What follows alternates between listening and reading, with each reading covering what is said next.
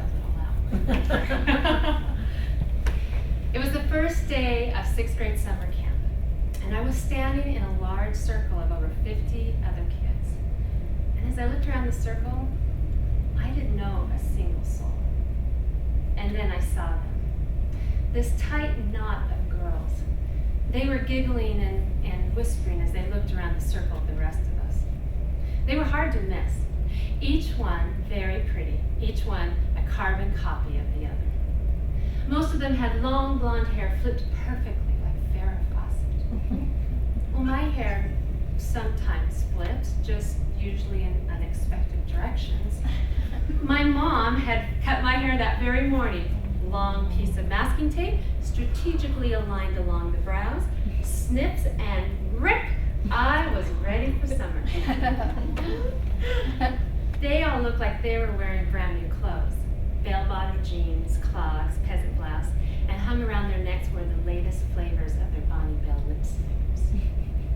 I had just thrown on the first thing I found that morning, cut-off jeans, grubby sneakers, hand-me-down t-shirt, slightly wrinkled. I knew these girls. I mean, I didn't know them, but they were clones of girls that I knew from school. These were the girls that always stood in the front of the swan line while I was stuck in the back with the rest of the ugly ducklings. They were the ones that would whisper about boys and giggle during recess while me and my friends were playing a cutthroat game of softball. And while they were passing notes in class, I was composing an original masterpiece detailing the planets of the solar system. Everyone in the circle knew these girls. And we hadn't even been there 5 minutes, and we all knew who would be in charge that summer. And that's when my ugly duckling heart rebelled.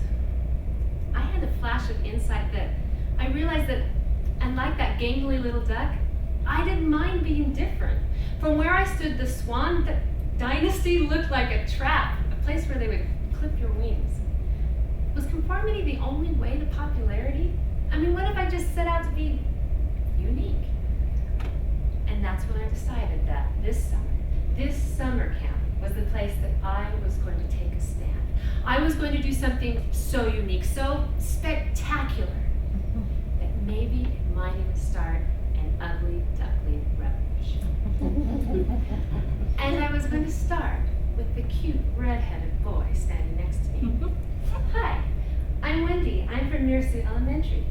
Hey, I'm Joe from Almaden. I was about to compliment him on his very cool $6 Million Man t-shirt when Gary stepped into the circle, one of the counselors. Welcome to summer camp. We've got a fantastic summer planned for you. But first, let me introduce you to Chicken Fat. And he put on this record, and our new morning ritual began. Dancing and exercising to Good Morning! Trunk twists every morning, 10 times, not just now and then. Give that chicken fat back to the chicken and don't be chicken again. No, don't be chicken again. Okay, some of you know out there, I'm not making this up, right? Back in 1961, President Kennedy had sent a copy of this fitness record to every school in America. I guess barking out insults was the preferred path to building self-esteem. Well, Gary must have had an old dusty 45, and Chicken Fat lived again. Joe and I danced with wild abandon until we could barely breathe. And then we collapsed, panting, on the gym floor, while Gary told us about all the things we could sign up for. There was going to be macrame, and candle making, and watercolors, and my heart started to race until it stopped. One of the big things you can sign up for this summer is the musical theater class. This year we're going to put on the play Oliver. Oliver, super spectacular.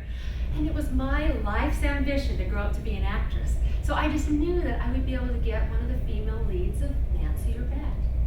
And then he said something else that caught my attention. Last up, I'm going to teach a wrestling class, and we're going to hold a real wrestling tournament. My heart stopped again.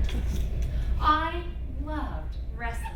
Not the cheesy, fake TV wrestling, but like real Olympic type wrestling, like the kind my brother did at home, and on the front line, he taught me all the moves. I knew how to wrestle. So this was it, right? I mean, wrestling for a girl in the 70s was pretty unique. But winning my very own wrestling tournament was gonna be spectacular. So I signed up for the class. Well, the next day, a concerned teacher named Millie pulled me aside. Wendy, I need to talk to you about the wrestling class. I hate to tell you, but you're the only girl who signed up for the class. And I didn't know how you'd feel about that. Oh, I said, well, that's okay. What I didn't tell her was, I knew no other girls would sign up for the class. I would have been disappointed if they had. Millie just shrugged her shoulders and I stayed in the class. Next up, auditions. I walked into the room and Joe was there. Hey, chicken fat! He gave me a salute. Mrs. Thomas, the director, taught us all the song Do Re Mi to use for the audition. And Joe was the first to go, and he could sing sort of well, but his red hair and moppy red hair and freckles were so adorable that if I were in charge, he would have had the lead for sure. Right before I went, some of the swans went.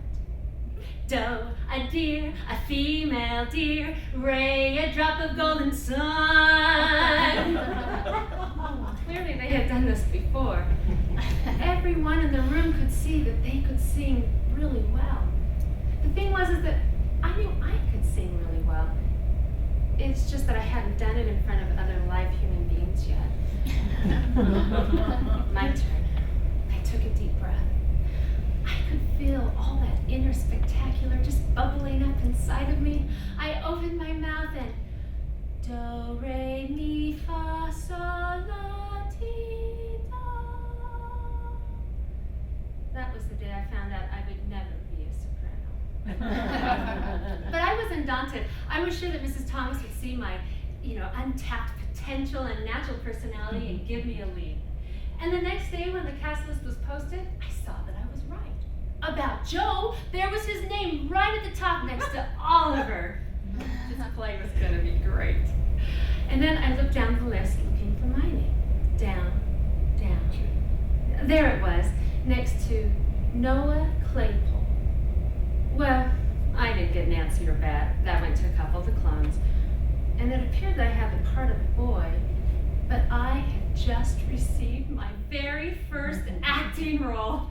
It was semi-spectacular. Well, the next morning after chicken fat, Millie entered the circle to make an announcement. We're going to try something new this year. She looked over at me. We're going to start a girls' wrestling class, and they're going to hold their very own tournament. Oh, what was she doing? She was wrecking my best social tactic. Well, Millie actually did find a small group of girls to start wrestling, but I took one look at them and thought, amateurs. And I simply told Millie I was staying with the boys. My unique status was intact. After that, I went to my first rehearsal with Oliver. I was looking for Joe to congratulate him on his part. But when I walked in, he was being cornered by some of the clones. I guess now that he had the lead, he was on their radar. They had him trapped while they giggled and flipped their fair hair at him, and I wondered if I should go rescue him. But he didn't really look like he was that put out. Mrs. Thomas bustled into the room. Gather round, class. I have your scripts, each one marked with your part. Wow. I couldn't wait to see who Noah Claypole was. Maybe I was Oliver's very best friend in the orphanage who stuck by him thick or thin.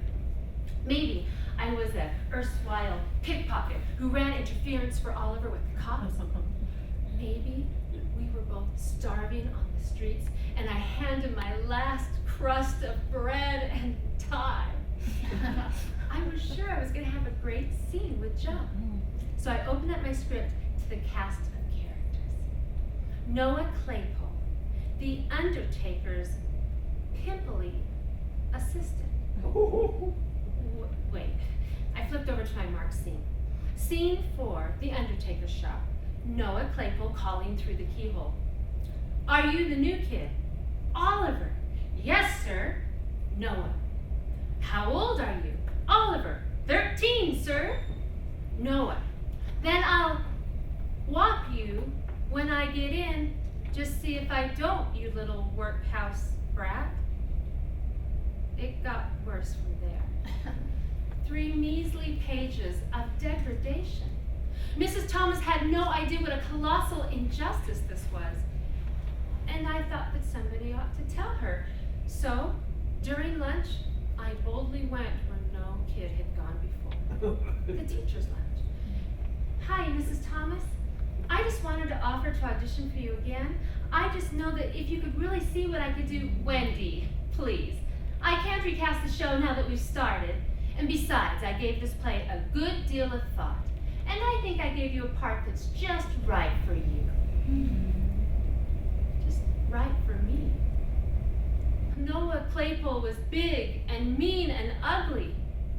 Sure, it's easy to cast the gorgeous swans as the female leads and the gangly tomboy who likes to wrestle as the bully if you didn't have any imagination.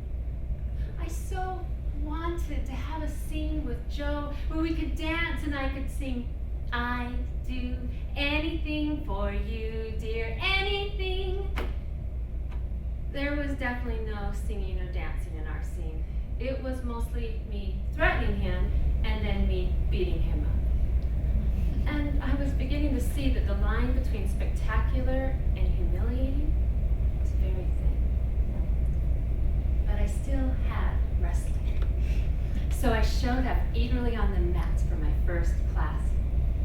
And Joe was there. Again, things were looking up.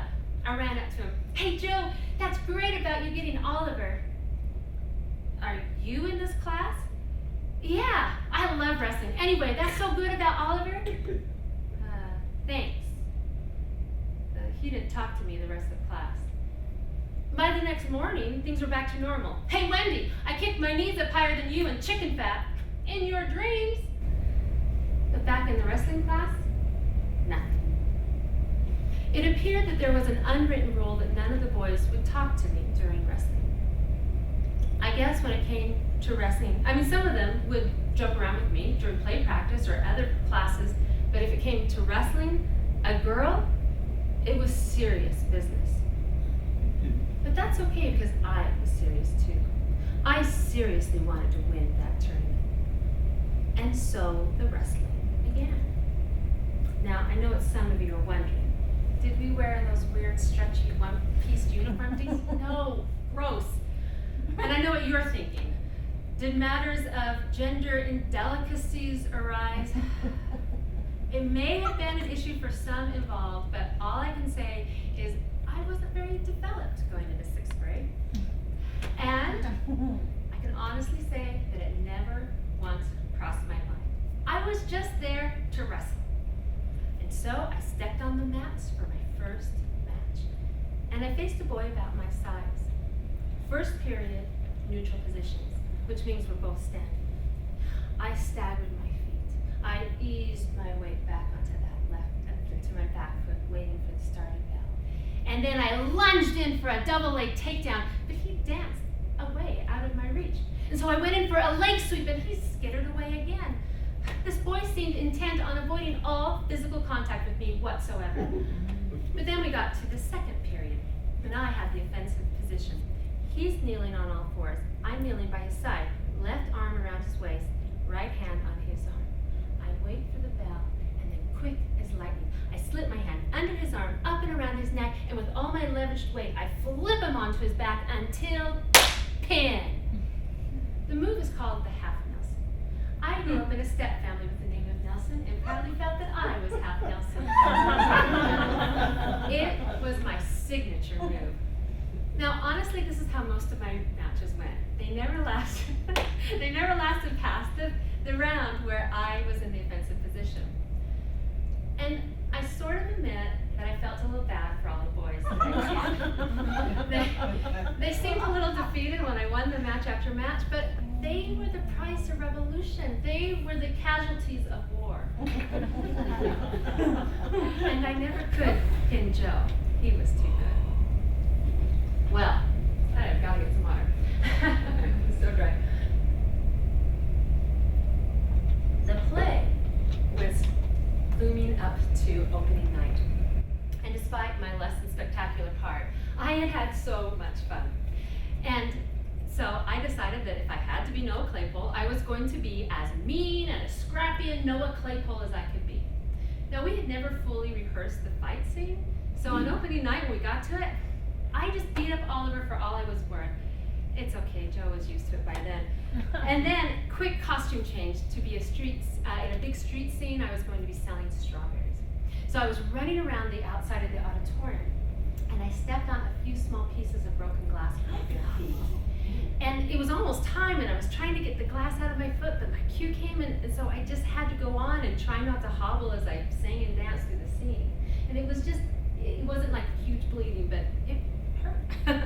And when the scene was over, I sat down backstage and started to fish out those last few little slivers. And suddenly, Joe was there. What happened? I just stepped on some broken glass. Well, are you all right? Do you need me to do anything? His concern melted my insides down to a golden glob. Tears misted to my eyes as weeks of pent-up emotions came rushing to the surface. No, I'm okay, but thanks anyway, Joe. Hey, I just wanted to tell you what a great Oliver you are. Well, thanks. You're a great Noah, too. I've got the bruises to prove it. And then I really went out on a limb. I'm sorry about all that, about, beating you up and making you wrestle a girl. I guess what I really want to say is, I kind of like you. And he knelt down and brushed the hair from my eyes and said, well, I guess I like you too. That was the alternative ending. Here's what really happened. His concern melted my insides down to a golden glob. My mind raced with all of the things that I wanted to say to him, but all I could see there was him singing and dancing with the swans, and I thought, well, why would he ever like me over them? Was all I seemed to be able to get out of my mouth, and he patted me on my shoulder and ran off for his next cue. Well, the wrestling tournament was heating up. A large chart was posted in the gym to track the progression of the wrestlers, and it showed that the championship was down to Joe, me, and one other boy. Now, these last matches were just grueling. Joe was facing him on the mat. It was our last match, and it was the first position. We were on our feet. And he had his game face on. So adorable. I don't know how I felt about wrestling Joe anymore, but ding! I couldn't help it. Once the starting bell rang, my inner Noah Claypole kicked in every time. Now, I knew I was going to have to be fast, because these last two boys were just plain bigger and stronger than I was. So if I was going to leverage any weight with them, I had to take them by surprise. So I faked a movement to my right and went in for an arm drag with my left. He countered with an ankle pick, and he took me down, but I was squirrely. I scrambled around until at least I was on my stomach. And while he ground my face into the mat, I thought, is he going to hate me for all eternity for making him wrestle a girl? I just knew that off the mat we were friends, but on the mat I was a vile and hated enemy, and he was going to beat me or die trying. He had me on my back. Wendy, focus, he's about got you pinned. I executed my wily escape techniques. I pivoted, I scrambled, I stretched. He was just too strong, and in a moment of desperation, I flung my arm out of bounds, which stopped the match long enough for us to both get back on our feet. Now, I know that wasn't the most sportsmanlike of techniques, but I was a David facing two Goliaths, and I had to be ready to use any stone at my disposal. And this was pretty much how those last couple of rounds went.